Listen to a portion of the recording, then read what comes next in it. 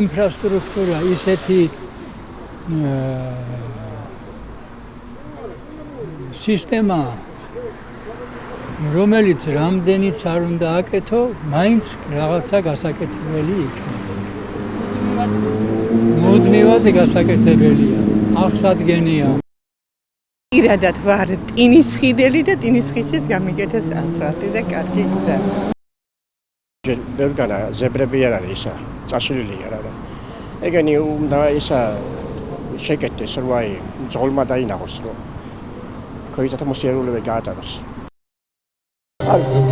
ხალი არა იქნებოდა მაგრამ. არის, მაგრამ სამდგეს ერთხელ მოდის, ორდღეს ერთხელ.